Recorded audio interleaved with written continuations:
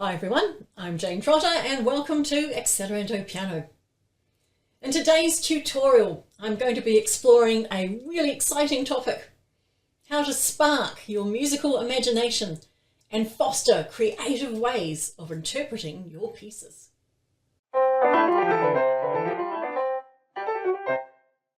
Often, students get so caught up in the technical aspects of learning the piece that they forget about the most important element of all, the music itself. What story do you want to tell? What emotions do you want to convey? How do you want your audience to feel when they're listening? So let's dive in and explore some different ways to fire up your imagination. One of the simplest places to start is with the title of the piece itself. Composers often give us valuable clues about the character and mood of the music right there in the title. Think about it. If you're playing a piece called Sunrise or Midsummer Magic or Clowning, you've already got a pretty good indication of what atmosphere you should be creating. Don't just gloss over the title. Really think about what it's suggesting. If you're playing Schumann's The Wild Rider, for example, you could imagine someone on horseback galloping furiously across the fields.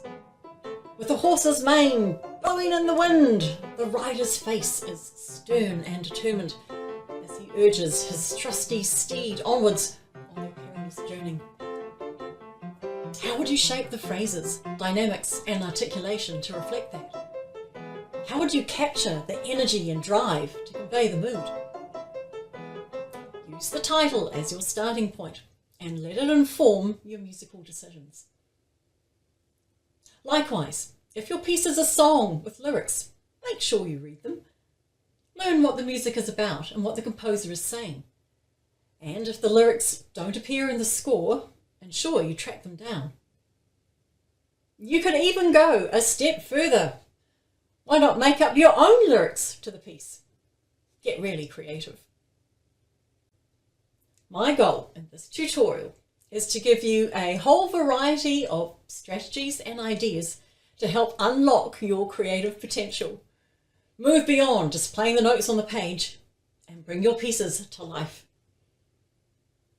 I've created a mind map which summarizes all of the topics I'll be covering in this video. So please download it from my Accelerando Piano website. You can sit it beside the piano and refer to it anytime you feel your pieces need a little extra creative prompting.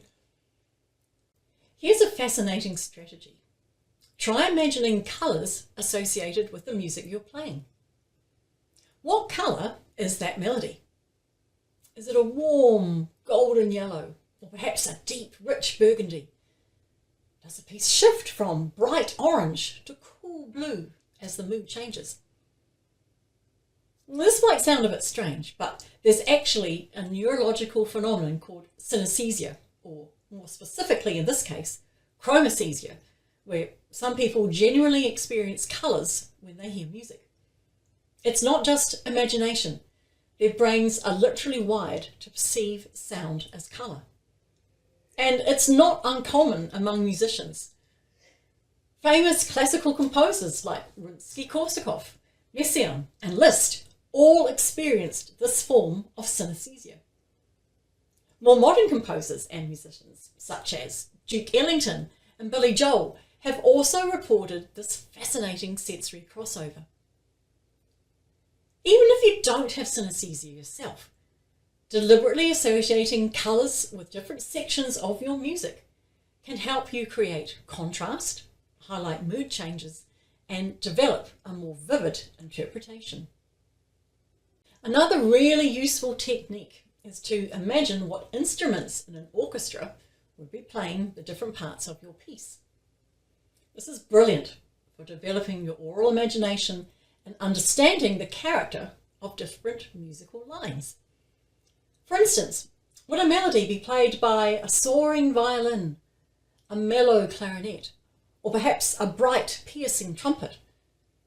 Is the left-hand accompaniment pizzicato strings, or perhaps rolling timpani?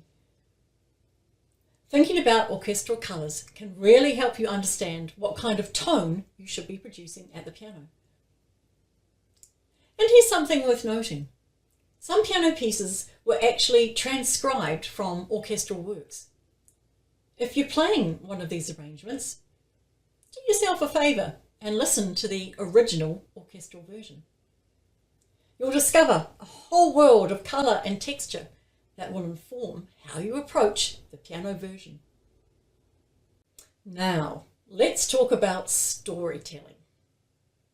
Creating a story that fits with the music is one of the most powerful ways of expanding your interpretive skills and bringing more emotional depth to your playing. As you're learning your piece, think about how the story unfolds. What's happening at the beginning? Is there a conflict or challenge in the middle section? How does everything resolve at the end? Most importantly, what emotional content in your story corresponds to the changing emotions in the music? You might also think about what characters are in your story. Are there musical themes or sections which highlight different characters or their actions? Perhaps the right hand melody represents one character while the left hand represents another. Maybe that agitated middle section is a confrontation between them. By creating this narrative framework, you give yourself something concrete to express through your playing, and your performance will have so much more meaning and direction. Along similar lines, you can imagine a scene from a movie. What would be happening on screen with your particular piece playing in the background? Is it a romantic scene between two characters? A chase sequence? Someone walking alone through an empty street at night? Film music is incredibly evocative, and thinking cinematically about your piece can help you tap into powerful emotions and create vivid imagery in your playing. Visual inspiration can come from actual images too. Have a photograph or picture in mind when you're practicing. It could be a landscape, a portrait, an abstract painting, anything that resonates with the mood of your music. Find an image that speaks to you and let it guide your interpretation. There's a wonderful precedent for this in classical music. Mussorgsky's famous piano suite, Pictures at an Exhibition, was directly inspired by paintings and drawings by his friend Victor Hartmann. Each movement represents a different artwork, and the music vividly captures the character of each piece. Don't limit yourself to just sight and sound. Explore your other senses too. For instance, does the music suggest a particular smell? This might seem unusual, but it can be surprisingly effective. If you're playing a piece like To a Wild Rose by Edward MacDowell, imagine the delicate, sweet fragrance of a wild rose in a meadow. That sensory connection can help you create the gentle, tender quality the music requires. Here's a fun one. What would the piece taste like? I know it sounds odd, but taste can be a really helpful way to think about texture and character in music. A smooth, slow, romantic piece might taste like sweet, melting chocolate. A lively piece with lots of staccato could be like crisp potato chips, sharp, bright, and snappy. A dramatic, intense passage might have the bitterness of dark coffee, while a light, playful section could be fizzy lemonade. These taste associations help you think about the quality of touch and tone you're producing. The sense of touch and associated textures can also encourage your imagination and inform your technique. This is particularly useful for connecting physical sensations to musical outcomes. For slow, smooth, flowing passages, imagine you're stroking a cat, that gentle, continuous motion. For pieces requiring deep, sinking movements into the keys with arm weight, think about kneading bread dough. For light, nimble staccato work, imagine you're delicately touching just the tip of a needle.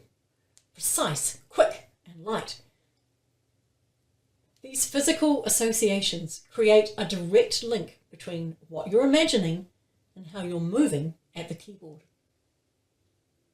Finally, try imagining how someone would dance to the music. Movement and music are intrinsically linked, and thinking choreographically can really help you understand phrasing, tempo, and character. How would the dancer move during this section? Are they gliding smoothly across the floor or making sharp, angular movements? Are they leaping with energy and enthusiasm or moving slowly and mournfully?